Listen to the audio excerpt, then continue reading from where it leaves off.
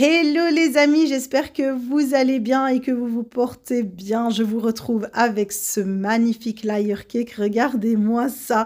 Alors un très haut gâteau. Voilà, c'était vraiment sous la demande. Ici, c'était un gâteau pour des fiançailles, un gâteau de 20 personnes, donc il y avait bien plus de 20 parts généreuses. Il était très grand, donc il faisait quasi 24 cm de hauteur. Et la déco, une déco très facile à réaliser. Je vous montrerai tout ça en vidéo. Et également, je vous montrerai comment emballer, avec un emballage à moindre coût pour un gâteau qui est vraiment très haut comme ça. Alors ici, j'avais déjà préparé mes génoises. Donc j'ai fait 2 génoises séparément. Enfin, je les ai fait en même temps, mais je veux dire que chacune a été cuite dans son moule. Donc 2 génoises avec chacune 4 œufs et 120 g de farine et 120 g de sucre. De toute façon, vous aurez le lien de la vidéo avec la recette en détail dans le descriptif de celle-ci si vous n'avez toujours pas vu ma recette de génoise inratable. J'avais préparé également la ganache au chocolat blanc que je vais monter. Mais avant cela, ici, je vais vous montrer comment je vais la séparer et la parfumer.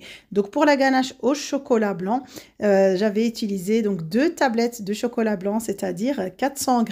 Vous retrouverez également la recette en détail dans le descriptif, donc sous cette vidéo. Alors ici, j'avais prélevé une partie de ma ganache au chocolat blanc à laquelle j'ai rajouté, comme vous avez pu le voir, du kurde aux fruits de la passion que j'avais fait moi-même, donc avec du fruit frais, fait maison. Voilà, je l'avais également préparé la veille et je l'ai donc rajouté à une partie de ma ganache au chocolat blanc. Le reste de ma ganache au chocolat blanc, je l'ai parfumé à la vanille. Je vous ai montré les petits arômes ici à la vanille. Et ensuite, je viens monter ma ganache. Donc, comme d'habitude, je la monte à faible vitesse, tout doucement. Je lui incorpore de l'air petit à petit jusqu'à obtenir une belle texture bien crémeuse et bien onctueuse. Voilà, ici, j'ai terminé de monter ma ganache montée au chocolat blanc, parfumée à la vanille, et je viens monter ensuite celle que j'ai aromatisée aux fruits de la passion. Voilà, ici, elle est prête. Franchement, avec le fruit de la passion, ça ramène juste un goût délicieux. Ce petit côté fruité, acidulé, c'est juste parfait. Vous avez vu que le reste du kurde, je l'ai mis en poche et je viens mettre ma crème au beurre à la meringue suisse dans une poche. Encore une fois, je vous le répète, pour la recette, vous allez retrouver le lien dans le descriptif de la vidéo. Vous avez la vidéo avec la crème au beurre à la meringue suisse. Et je vais pouvoir commencer le montage dans le moule directement dans lequel j'avais cuit ma génoise. Alors ici, on est sur un moule de 15 cm de diamètre. Et ici, pour le gâteau, comme il est vraiment très grand et que voilà, là, on voit bien qu'il y a quand même 2 bons gros gâteaux à l'intérieur, eh bien, je vais faire 2 goûts différents.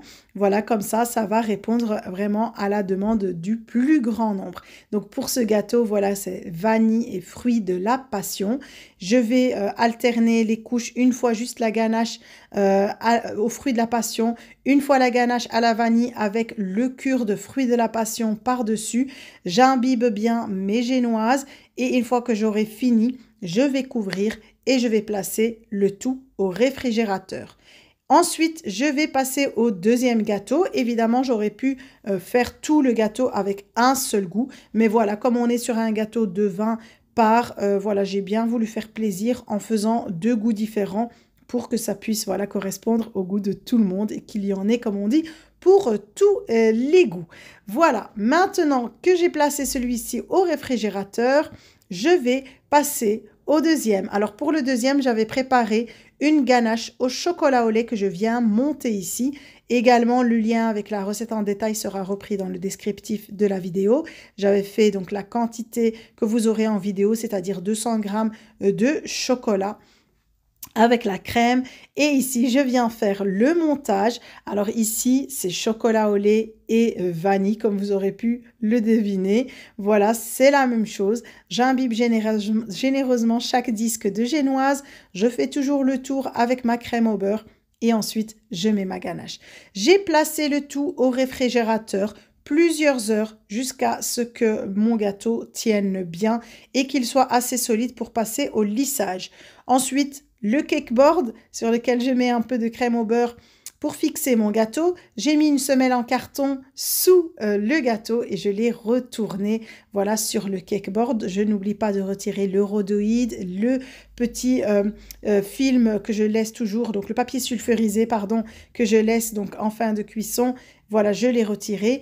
Ici, moi, j'ai utilisé les semelles trouées. Je vous les ai déjà montré plusieurs fois, je les prends sur le site Planète Gâteau et comme le gâteau est vraiment très haut et pour vraiment le sécuriser un maximum, j'ai mis un dowel central évidemment et j'ai mis aussi 3 dowels comme ça sur le bas pour soutenir le poids du gâteau, pour que le gâteau du haut ne vienne pas écraser le gâteau du bas, pour qu'on puisse garder vraiment ce gâteau bien droit, bien haut et qu'il tienne vraiment bien. Voilà, le dowel du haut, je l'ai coupé vraiment à la hauteur du gâteau qui viendra au-dessus pour qu'il prenne quasiment tout le gâteau pour vraiment avoir un maximum de maintien. Je mets un peu de crème au beurre pour fixer les deux gâteaux entre eux et je viens placer le gâteau sous lequel j'ai mis bien sûr la semelle trouée. Voilà, maintenant je vais pouvoir recouvrir avec une première couche de crème au beurre. Alors le fait qu'il y a aussi deux gâteaux séparément comme ça facilitera également la découpe du gâteau. Voilà, on va récupérer directement le gâteau, enfin on va couper les parts du gâteau du haut, retirer ensuite la semelle qui est trouée et ensuite on passe à la découpe du gâteau du bas. Voilà. Ici, je fais une première couche de lissage, voilà, grossièrement, juste pour donner une forme bien droite et bien lisse à mon gâteau. Évidemment, quand on a des gâteaux très hauts comme ça, l'idéal, c'est d'avoir un grand lisseur, voilà, qui fasse la hauteur de son gâteau pour éviter d'avoir des traces par-dessus la crème. Voilà, moi, mon lisseur, il était un petit peu plus petit parce qu'il fait 18 cm de haut. Mais voilà, j'ai réussi à faire un beau lissage. Mais de toute façon, comme vous avez pu le voir en début de vidéo, je n'ai pas fait un lissage lisse et net sur le gâteau. J'ai fait une couverture, voilà, avec un lissage un petit peu ondulé. Vous allez voir l'outil très facile que j'ai utilisé, vraiment c'est d'une simplicité, tout le monde peut le faire. Voilà, c'est quelque chose que nous avons tous dans la cuisine. Voilà, je vais quand même remettre une couche de crème au beurre pour pouvoir justement faire le travail de déco, donc les petits traits qu'on retrouve sur le gâteau.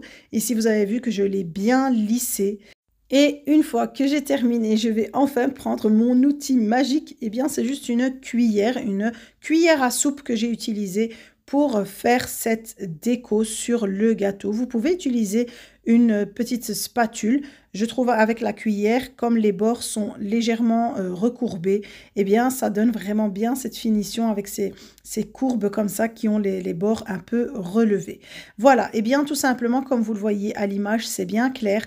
J'ai déposé la cuillère et je tourne mon plateau tout doucement en faisant le tour de tout le gâteau. Voilà, j'essaie vraiment de rester droite avec ma main pour avoir des lignes, voilà, qui vont aller dans le même sens.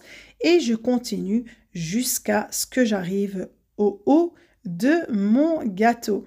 Voilà, ici, une fois que je suis arrivée en haut, donc j'ai juste vu que ça avait un petit peu bavé sur les côtés. Là, j'ai retiré le petit bout de crème qui s'était posé et j'ai juste recommencé à partir de cette partie car vraiment, voilà, je suis un peu perfectionniste et j'aime que ce soit vraiment parfait.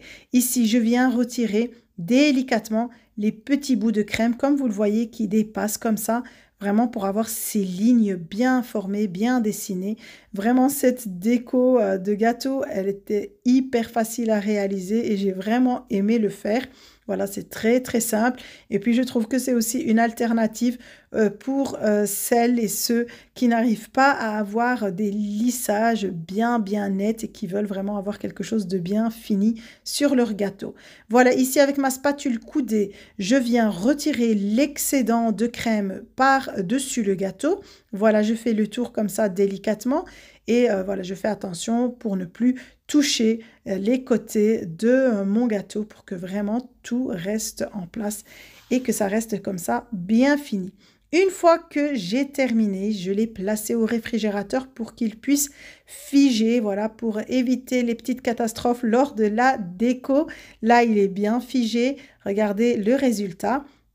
Et ici, je vais mettre donc un topper personnalisé par-dessus. Le topper vient de chez Jardin des Dragées. Vous la retrouverez sur Instagram. Généralement, je prends mes toppers de chez elle.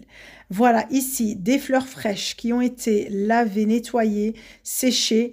Et je viens ici les piquer par-dessus le gâteau. Vous avez vu, j'ai juste mis un cure-dent à chaque fois au bas de chaque fleur.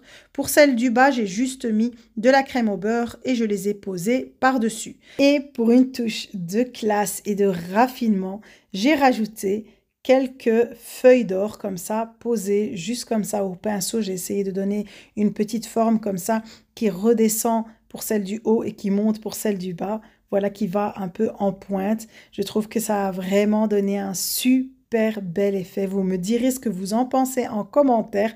Voilà, en tout cas, moi, j'ai adoré le résultat final. C'était vraiment ce que j'avais imaginé en tête. Et évidemment, les fiancés aussi ont adoré. Ils ont vraiment aimé leur gâteau de fiançailles. Et voilà, en tout cas, je leur souhaite le meilleur. Ici, je vous montre, si vous n'avez pas de grande boîte à gâteaux haut, comment voilà, emballer vos gâteaux. Je vous avais déjà montré plusieurs fois avec les gâteaux, avec les boîtes pardon, de pâtisserie, donc des boîtes classiques que j'ai ici agrafées entre elles. Donc parfois, j'en mets une dans un sens et une dans l'autre, c'est-à-dire qu'elle vient comme un couvercle. Ici, pour ce gâteau, comme avec le topper, ça dépassait de quelques millimètres. J'ai vraiment voulu mettre comme ça et mettre le plastique transparent par-dessus, voilà, pour que le gâteau ne bouge pas. Voilà, une alternative à moindre coût pour des emballages de gâteaux très, très hauts. Ainsi, nous arrivons à la fin de cette vidéo. En tout cas, j'espère que ce partage vous aura plu, que vous aurez pu apprendre l'une ou l'autre chose. N'hésitez pas à me le faire savoir en commentaire et n'oubliez pas de liker la vidéo. Si vous êtes nouveau, n'oubliez pas de vous abonner pour pouvoir voir le reste des vidéos que je posterai. Et en attendant une prochaine vidéo, je vous dis prenez soin de vous. À très très vite.